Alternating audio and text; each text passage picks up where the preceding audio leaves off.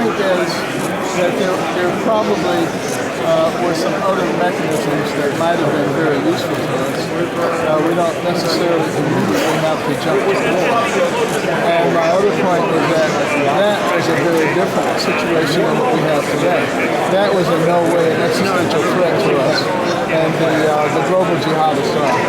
So you really can't look at the two things in the same way. Dr. Carson, is your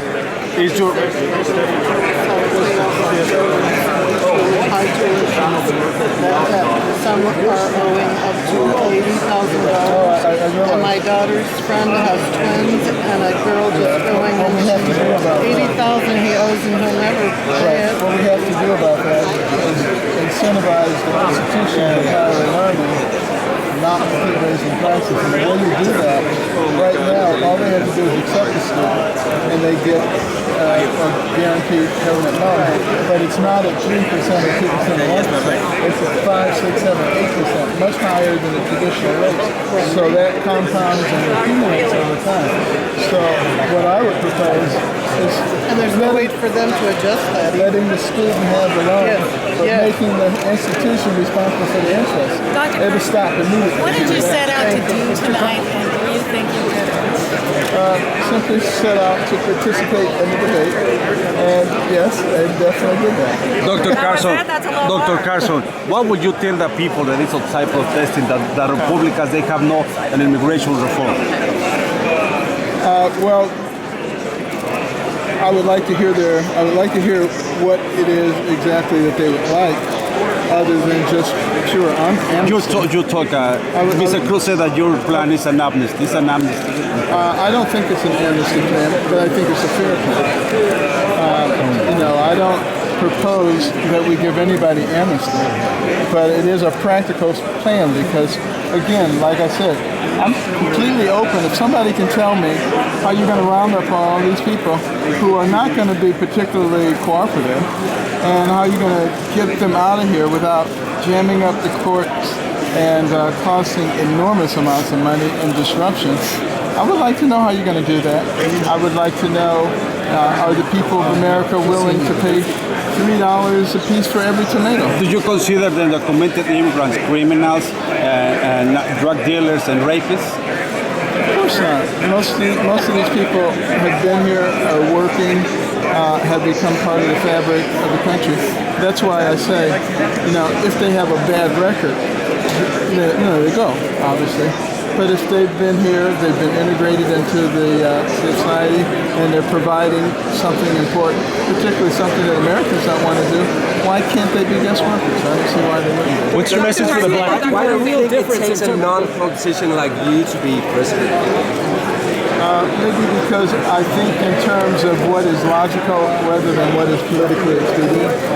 Dr. Carson, it seemed like your tone was a lot different than a lot of the other candidates tonight, that you were trying to be more positive, more cooperative. What did you make of your tone and the tone of the other candidates tonight? Well, there are a lot of people who are, just trying to get in the spotlight, and they need to get in the spotlight. I understand that.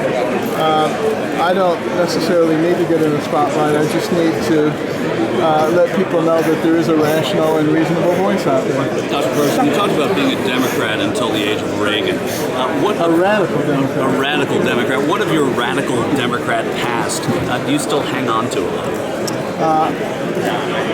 I don't think I hang on to a whole lot of it, but the fact of the matter is we do have to recognize that as Americans, Democrats and Republicans, we have a lot more in common with each other than we do the things that separate us, and we need to start concentrating on those things. Don't you get tired of talking about Donald Trump?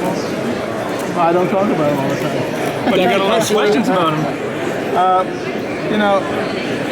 It is what it is. You just deal with it. Dr. Carson, what's your message? There was a lot of talk today about people being locked up for offenses for nonviolent crimes, especially minorities and especially the black community. What are your plans to prevent that or stop that from happening? Well, first of all, we have to recognize that nonviolent crimes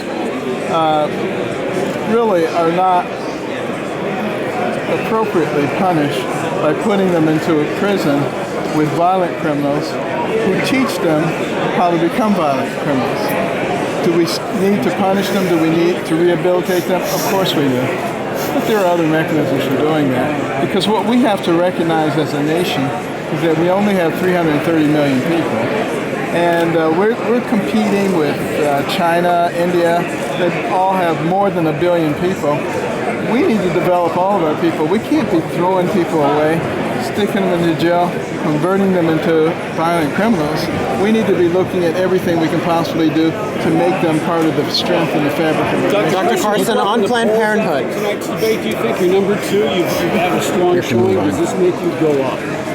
I guess we'll see. I suspect that we'll continue to do very well. Just looking at the number of Facebook, new Facebooks that we got during the debate, 300,000, and over $1 million. Well, what's going on? So,